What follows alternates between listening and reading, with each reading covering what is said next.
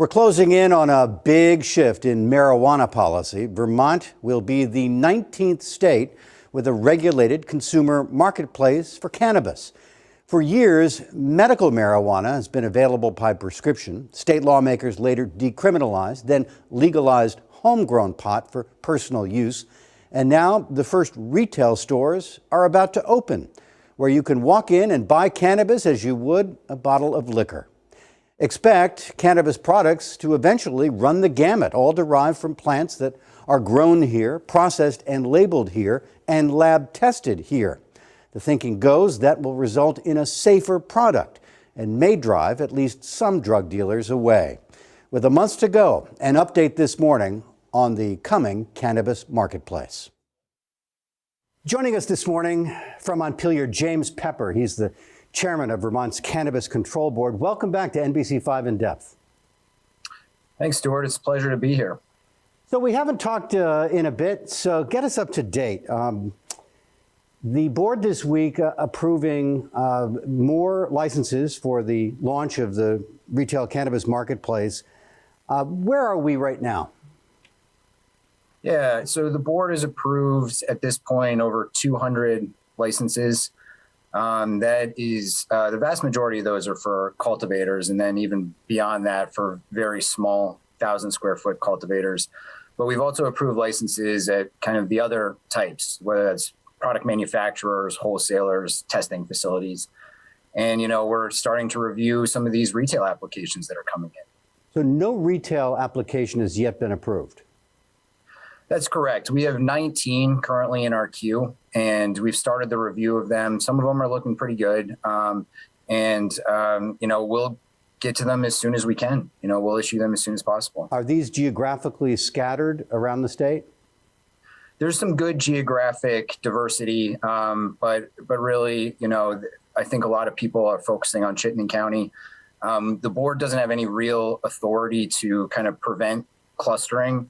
However, we really do need kind of cannabis retail at all areas in the state. It's an important priority for the board. So you're approving sort of the rest of the industry first. I mean, isn't it a little late here, Labor Day weekend, to be granting a cultivator license, for example? I mean, or are these just for indoor grow? Well, so what we did was after we kind of got through all of our social equity and economic empowerment applicants, we focused exclusively on outdoor cultivators, you know, very early on. We're all caught up on all of our cultivation licenses, actually. So, you know, we are now starting to move on to other areas of the supply chain. You're absolutely right, though, that, you know, for an outdoor cultivator, really June was, maybe July was the last day where they were going to get a full harvest this year. So, you know, the cultivators that we kind of put off were the indoor cultivators, and now we're kind of caught up on those. So as I understand it, all of the cannabis or marijuana that is going to be sold in the state has to be produced and processed in this state. That's right. And that's why kind of in some of the other states, you see lines around the block, empty shelves, kind of a rocky start, because really, you know, cannabis can't cross state lines, whether that's, you know, to meet the early demand. You know, we can't import cannabis that was grown elsewhere, and we certainly can't send it across state lines for things like testing or manufacturing. The entire supply chain from seed to sale and everything in between has to happen right here in Vermont. So do you have an adequate capacity to grow marijuana to meet demand, do you think? Do you have licensing or testing and packaging ready to go?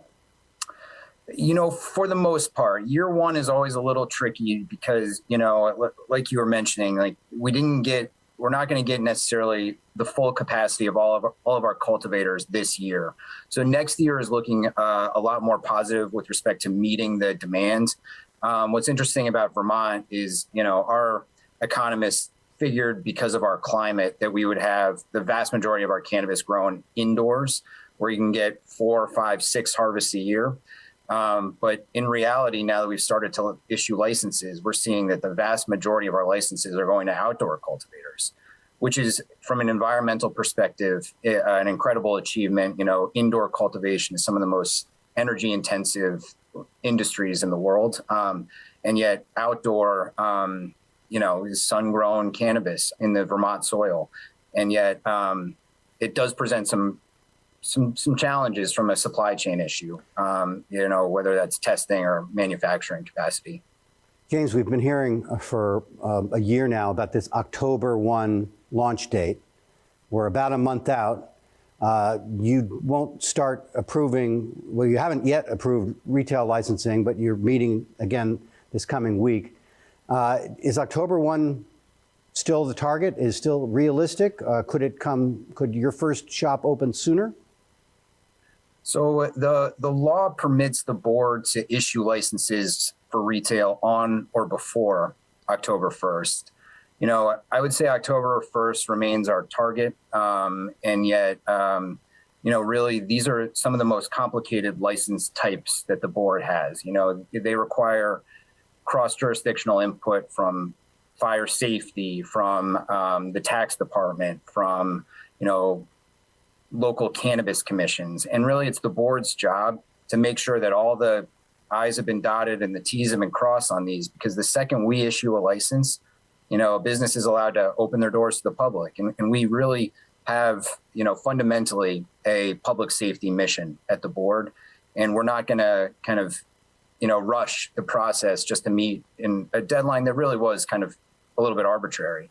But that being said, we have 19 applications in our queue. Some of them are in pretty good shape. We have 2 integrated applications that have a retail portion. Those are almost complete. So, October 1st, remains our target. What do you expect these stores are going to look like? I mean, we've seen in other states they're sort of they're almost like a little boutique where you walk in and there are salespeople who will educate you on a variety of different products in different forms. Is that what you anticipate here? Describe it for me.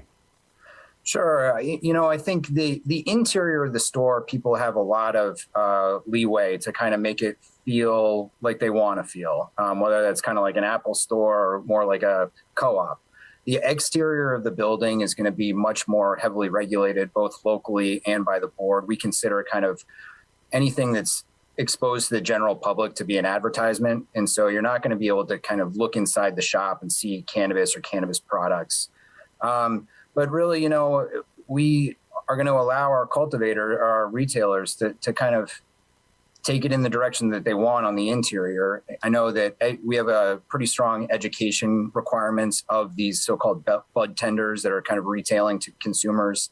They're going to need to know kind of about the products that they're selling and safe consumption levels and how to start slow and really make sure that you're not overdoing it with cannabis. And, I think that a lot of people want to kind of hold on to that kind of Vermont, country store look. And we'll see how it goes. I mean, obviously, things have to be behind glass cases and there's security requirements that we just aren't going to try and get around. But, as far as the interior of the shop, people can go in any direction they want, so long as they're meeting sort of minimum standards. Will we have some open 24 hours a day? That is a local issue. Kind of time, place, manner restrictions can all be determined at the local level. What about, the finance, the banking end of this? Will I be able to use my Visa card, write a check, pay cash? What? So the credit cards are out. The major credit card companies will not allow these transactions on their wires. What we see in a lot of other states is debit cards, cash. Those are the main options for folks. We do allow online ordering. That was permitted by the legislature this year, and using a debit card for that or paying in store. For that. And, the banking is a serious issue for us. It's really, it's one of these areas where, this industry has historically been underground and in the illicit space. And really, we're really trying to bring it out into the daylight. And banking is a critical piece of that. And we want to make sure we know, we want to make sure we know what is being purchased and where that money is. What will you need, or do you anticipate needing from the legislature when they're back, the new legislature in January? Anything? Well, the legislature asked us to discuss high THC solid concentrates. That was kind of a political issue that did not get resolved last year, and they asked for some additional input on the board, from the board, on how to regulate high THC solid concentrates. Another critical piece for the board is the medical program. Anytime the adult recreational kind of industry opens up in a state that has a medical program, we need to revisit that and make sure that that's a healthy, sustainable program, and that patients have continued access to the products that they rely on. So we'll be doing an update to the medical program this year. And then, last year we talked about things along the lines of delivery. This is something that's widely available on the illicit market currently. In this Vermont, where we have opt-in and opt-out towns that are kind of dry, it's an important market access for people that might be in a cannabis desert, where there's no retail within a 30-mile radius. Yeah. Well, we're now a month out from history in our state. We've been talking about this for a long time, and we're closing in. James Pepper, the chair of the Cannabis Control Board, thanks for the update. Thanks for being here with us on NBC5 In Depth. You bet. Thanks so much, Stuart. The board meets Wednesday to consider applications from the first of many prospective retailers. So it is possible Vermont's first recreational marijuana shop could open before October 1st.